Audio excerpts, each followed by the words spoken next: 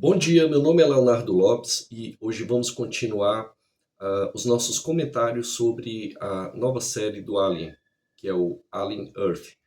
E já comentamos o primeiro episódio, está aqui no canal, e hoje vamos comentar o segundo episódio, que é o Mr. October.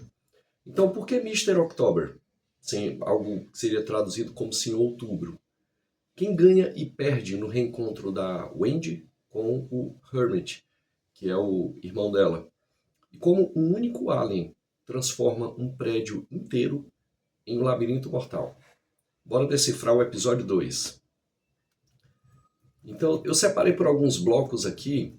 Esse episódio, ele aparentemente é bem simples, porque ele segue aquela linha de ação mais intensa. É diferente do episódio 1, que seguia uma linha de mais explicativa, ou apresentando os principais personagens e temas. Esse episódio aqui ele tem mais ação, mas a gente não deve se enganar com isso. O roteiro ele exige que se observe com alguma atenção alguns aspectos. E é isso que a gente vai tentar entender aqui. O que é, por que se chama Mr. October? Bem, vamos lá então. Então, um dos principais pontos desse episódio é o reencontro da Wendy com o Hermit. O Hermit está lá como socorrista e a Wendy consegue convencer lá o garoto cavalier ou garoto gênio, como é chamado, que é o dono da Prodigy, que eles são os garotos perdidos, né? São os principais personagens que podem ir lá e resolver a situação da nave que caiu no prédio lá na cidade de Nova Sião, que é uma cidade da Prodigy. É claro que a Wendy faz isso, no fundo o que ela quer é reencontrar o irmão dela. Ela tem uma verdadeira obsessão em reencontrar o seu irmão, talvez para fechar um pouco os sentidos que são muito fragmentados dentro da vida dela. Lembremos que quando foi feita a transferência, o download da mente dela para o corpo da Wendy, ou seja, a passagem da Marcy, que era a garotinha que estava doente, em estado terminal, para o corpo da Wendy, que é um corpo sintético com uma consciência humana, quer dizer, ele é meio que um híbrido. Lembramos que ela era uma garotinha e tinha flashes de memórias lá do irmão e ela acompanhava de forma virtual a vida do irmão dela, o Hermit. Então aqui o que ela quer realmente não é salvar as pessoas, não é trabalhar lá para a Prodigy, não é ser muito menos a líder daquele grupo dos garotos perdidos. O que ela quer é reencontrar o irmão dela. Então, é nesse sentido que a gente tem que entender boa parte desse episódio. E, claramente, ela mostra que, lembremos que esse download que foi feito da mente para esse corpo, que é um corpo sintético, mas é um corpo aperfeiçoado.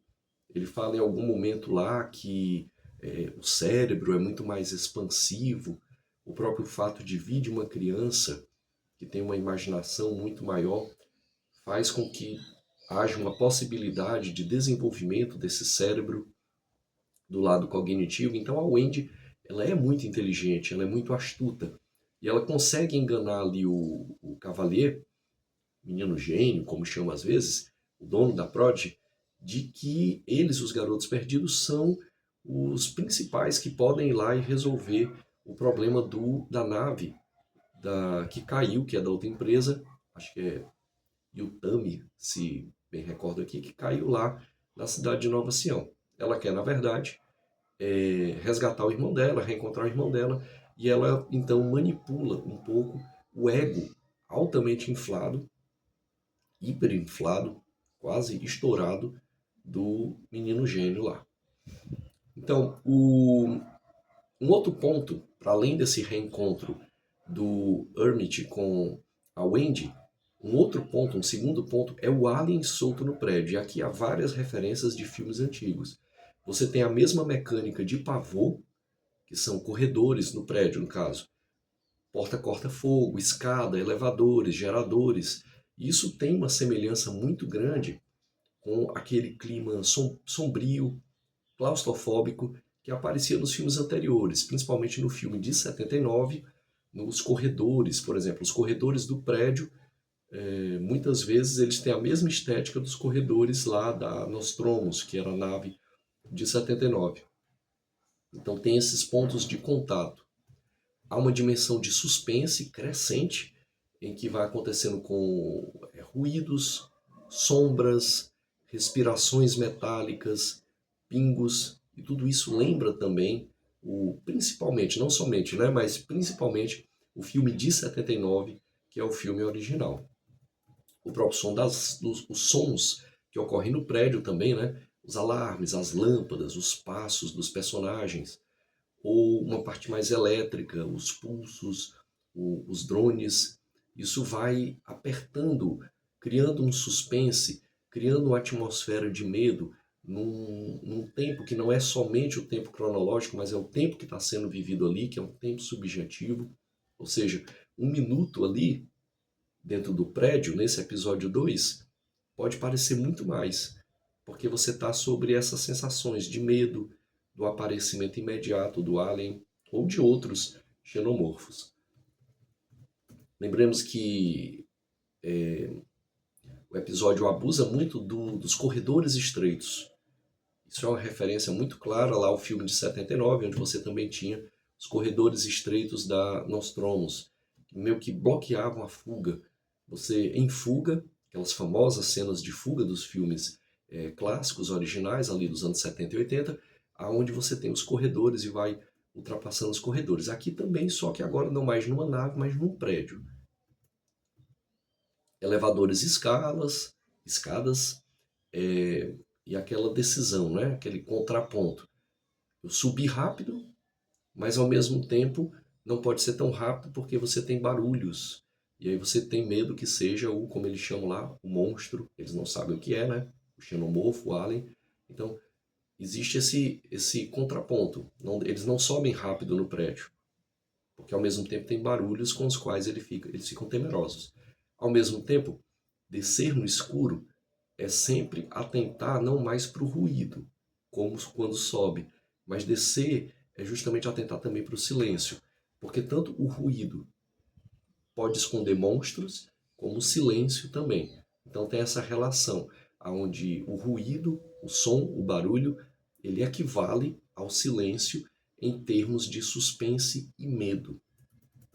As consequências narrativas para isso é que ocorre um isolamento de personagens. Personagens vão decidir ir por aqui ou ir por acolá.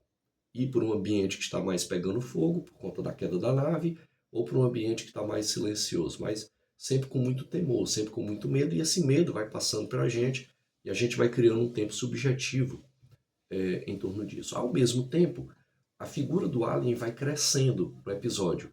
E aí a gente vai conhecendo melhor ou reconhecendo, porque a gente vai fazendo ligação com os episódios anteriores e percebendo a velocidade dele, a audição, fraquezas aparentes. E é interessante porque são muitas fraquezas que aparecem aqui. No filme de 79, por exemplo, eles colocaram a figura do alien contraposto, principalmente a figura da Ripley, da Sigourney Weaver, né? Como o alien sendo quase que invencível. Aqui não. Aqui na série se mostra que ele é forte, ele é veloz, ele é audaz, é forte, mas ele tem muitas falhas, e essas falhas são então exploradas. Bem, esses seriam dois blocos de ideias. Ou seja, um reencontro do Hermit com a Wendy, o alien solto no prédio. E tem um terceiro bloco, que é justamente talvez o mais importante. Esse episódio se chama Mr. October, Senhor Outubro. E por quê? Por que se chama? Eu acho que quem procurou assistir aqui o vídeo veio principalmente por conta disso, né? Por que Mr. October? Eu não tenho a resposta, tá? Essas são interpretações possíveis que nós vamos dar aqui. E a princípio nós podemos dizer que talvez seja uma referência ao livro Red October, do Tom Clancy, que é o Outubro Vermelho. É um livro, romance, que foi depois transformado em filme, né? E ele vai sempre se remeter à furtividade, que é o submarino Red October, que usa um sistema silencioso para agir invisivelmente e virar uma situação geopolítica, sem disparar um tiro. Tanto no livro quanto no filme, né? Aquele paradigma de se aproximar sem ser visto e decidir a batalha na sombra. Isso aqui se remete a quem? A Wendy, que tem poderes maiores com aquele corpo, uma mente mais ágil. Se remete à coragem do Hermit ou à furtividade ao esconder e atacar do alien.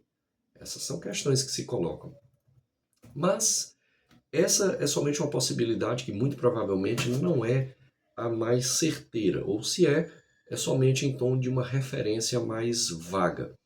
Porque há uma cena muito clara em que o Hermit pega uma bola de beisebol e aí ele se lembra de um jogo que ele assistiu com o pai dele no ano de 77 e o jogo se decide rapidamente com um movimento, uma jogada certeira.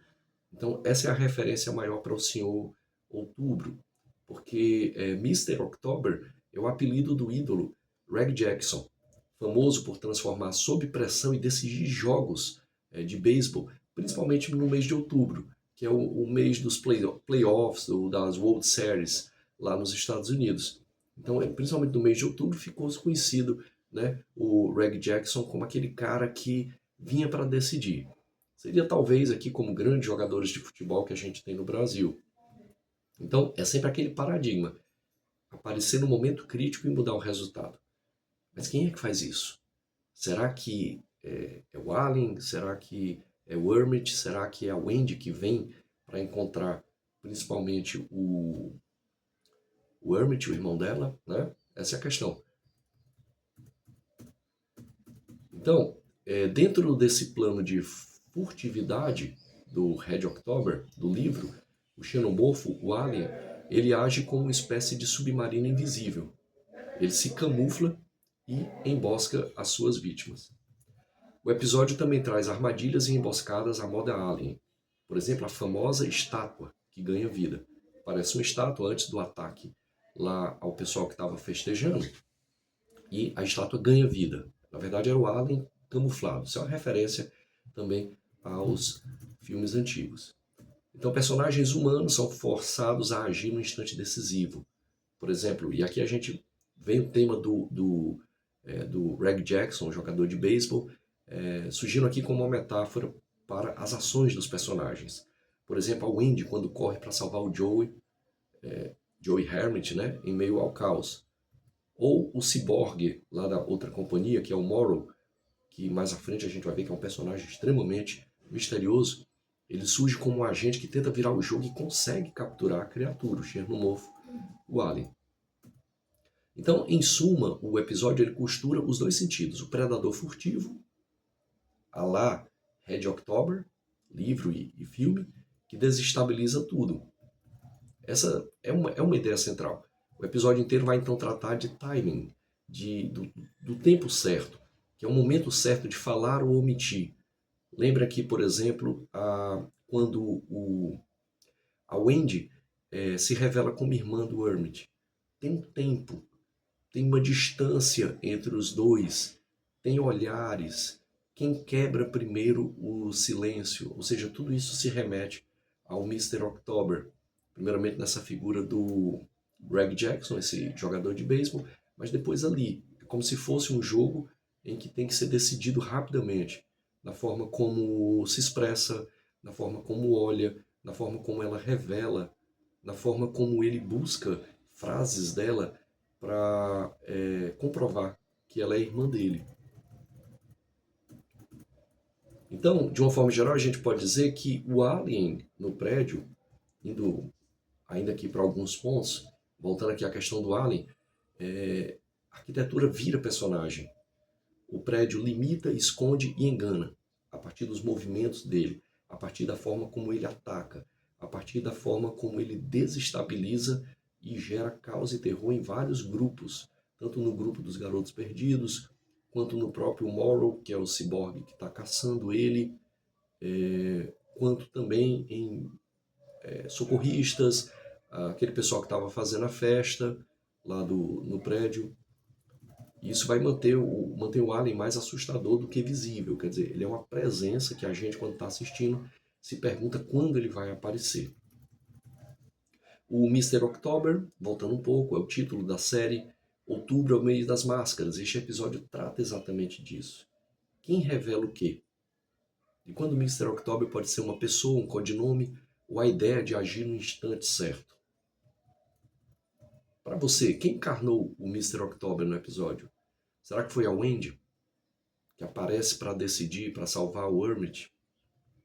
Será que é o Alien, que vai, no momento certo, atacando e conseguindo ganhar vantagem, sobreviver? Esses são pontos centrais que procuramos trazer aqui desse episódio, principalmente com o intuito de informar sobre o título, refletir um pouco sobre esse título e entender um pouco melhor como esse episódio pode ser inserido na série como um todo. Se você gostou, eu peço aquele básico de sempre, o like, o comentário, o compartilhamento, e vamos ficando por aqui. Esperamos dentro em breve trazer o comentário do episódio 3. Muito obrigado.